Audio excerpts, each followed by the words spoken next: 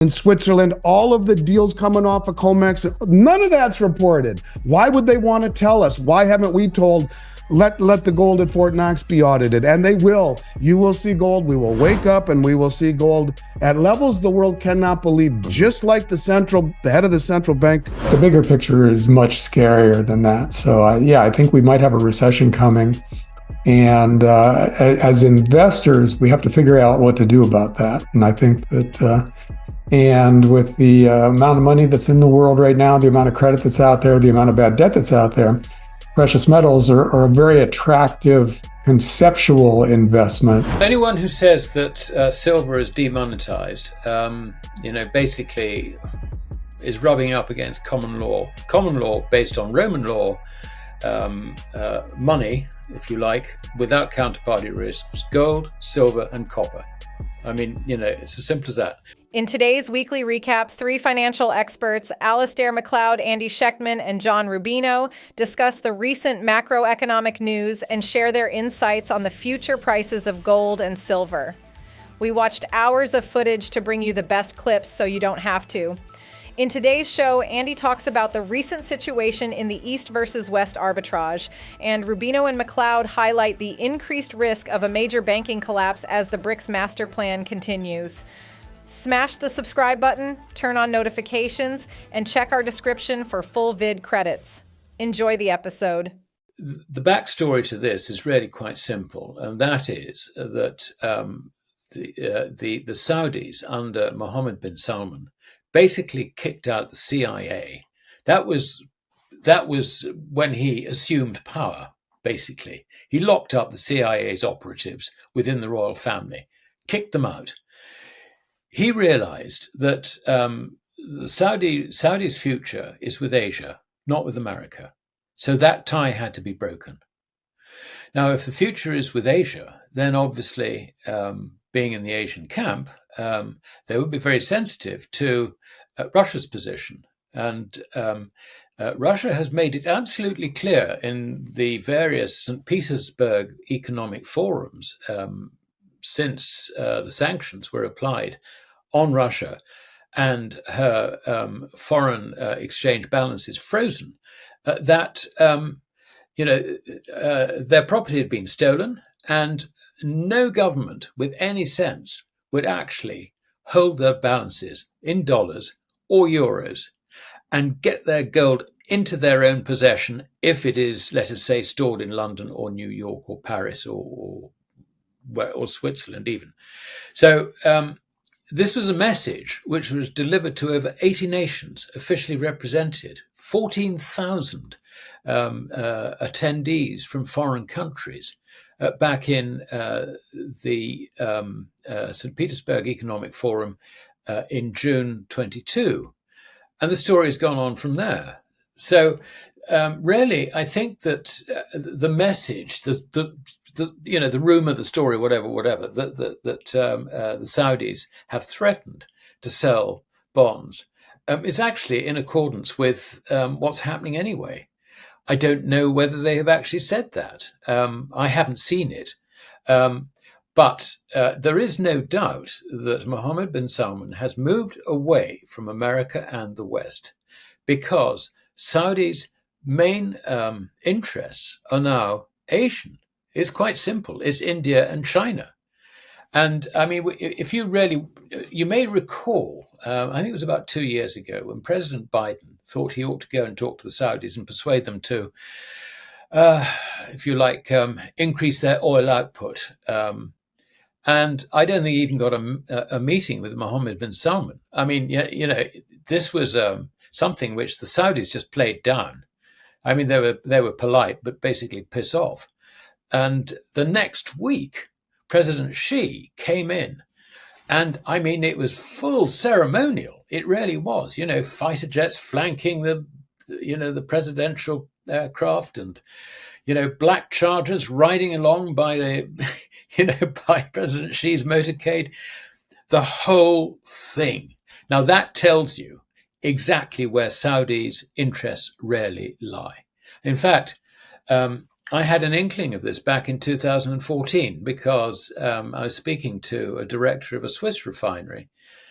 And he was saying that they were taking in 400-ounce LBMA bars from Arab sources, which I assume includes Saudi Arabia, recasting them into the Chinese 1 kilo 4/9 standard, and returning them to their owners. So you think, why? Well, the answer basically is that they see their reserves, if you like, their store of money, real money as opposed to fiat credit, as being more marketable in Chinese standard than the LBMA standard. Now, that is a lesson for us. That was back in 2014. And here we are 10 years later, suddenly Bloomberg being surprised about what's going on. So in the continuation of the episode, Andy talks about the latest news on the BRICS master plan and how the massive reevaluation of gold and silver is about to happen. And it goes along with what we see. You know, silver's being drained all over the place as well. On the first day of deliveries here for the July delivery, or the August delivery contract, almost 6 million ounces of silver were delivered to some company called PTG that no one knows who they are. And this goes along with the continued outflow out of COMEX, SLV, the ETFs, other ETFs, and Shanghai. The weekly report out of Shanghai Gold was released the other day and showed 215,355 kilograms of silver leaving the Shanghai Metal Exchange. That's 7.6 million ounces, or the weight of 60 adult African elephants. So when you see gold and silver being accumulated and then taken off the exchanges, that means delivered somewhere. It ain't coming back the way that it is. What more do people need to know? And I can keep saying all of this stuff, but some people get it. Some people are waiting for something. I'm not quite sure what to understand that when this changes, it'll be a violent change. It starts out the little by little by little, because that allows, these people, these countries, these banks, these sovereign wealth funds to reposition slowly without raising too much in the way of an alarm. As you can see, gold at all-time highs, and virtually no one is talking about it. But when it switches, when there's no bid to be found on the Western exchanges, bang. We saw that Adam Glapinski, who is one of the guys at the Bank of Poland who's said some very interesting things over the years about what gold represents, said that he's the Central Bank of Poland, and they've ranked second globally for all purchases last year. He said purchases will continue significantly, and we've seen Turkey buy 6 tons in May, India buy 4 tons, the Czech Republic 3 tons. Every one of them brought it home. And now you have we talk about the reclassification of gold from its current status as tier 1. And now there's a lot of talk about groups trying to even petition it to be a HQLA, or a high quality liquid asset, which would be just above the tier 1 status. It is exactly the same thing as cash. And they are petitioning right now I guess it would be the BIS or the London Metals Exchange. But all I know is that there are articles floating around that gold is being elevated to the highest level and accumulated and repatriated. And that's what I talked about at the show. That's, I think, the most important clue as to where things are going right now. In today's news recap, silver price seems vulnerable near $29 over 2-week low. Silver price remains under some selling pressure for the 3rd successive day on Friday and touches a 2.5-week trough during the Asian session. The white metal currently trades around the $29.50 region, down 0.80% for the day, and the technical setup supports prospects for a further near-term depreciating move. Against the backdrop of the recent failure to build on the momentum, this week's breakdown through a short-term trading range support was seen as a fresh trigger for bearish traders. Moreover, oscillators on the daily chart have just started gaining negative traction and suggest that the path of least resistance for silver remains to the downside. Hence, a subsequent slide towards testing the next relevant support near the $29.15 region looks like a distinct possibility. Some follow-through selling below the latter might expose the June monthly swing low. Silver price could eventually drop to the 100-day simple moving average, currently pegged near the $28 mark. On the flip side, any attempted recovery might confront some hurdle near the Asian session peak. This is closely followed by the $30 psychological mark, above which a bout of a short covering move could lift the silver price back up. The momentum could extend towards the $31 round figure. Make sure you hit the like button, smash the subscribe button, and turn on notifications so you do not miss out our recaps. Also, check our description for full credit details if you want to watch the whole interviews. Enjoy the episode. Well, all economists and financial analysts have indicators that they like, which they believe have some kind of predictive value. And there's dozens of indicators out there, and everybody has their own favorite set.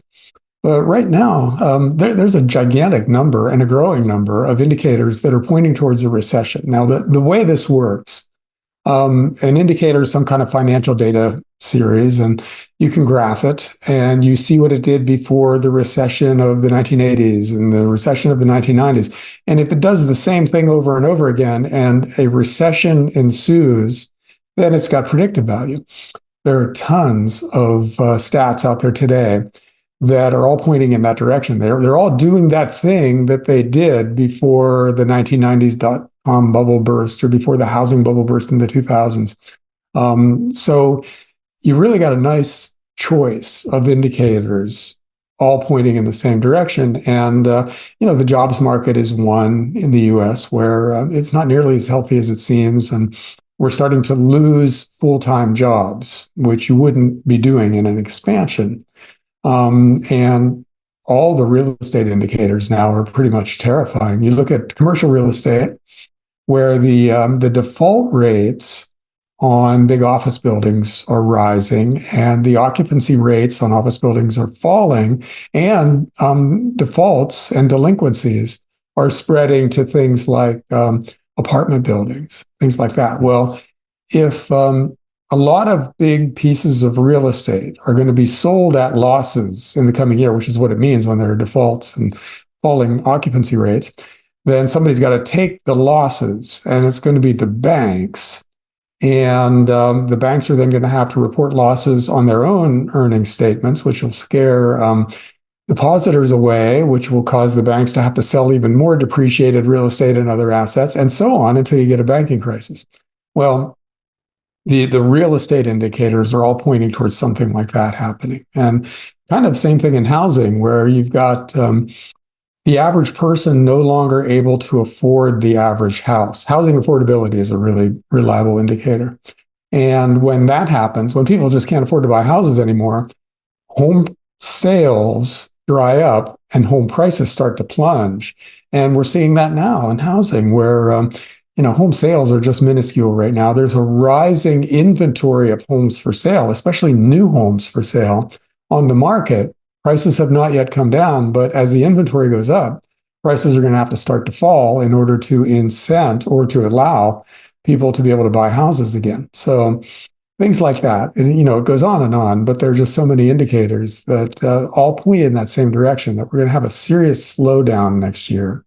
And it could turn into a recession that's potentially dangerous because there's so much bad debt out there. So that's when things get interesting. Not, that we're having a recession is just normal. A business cycle does that.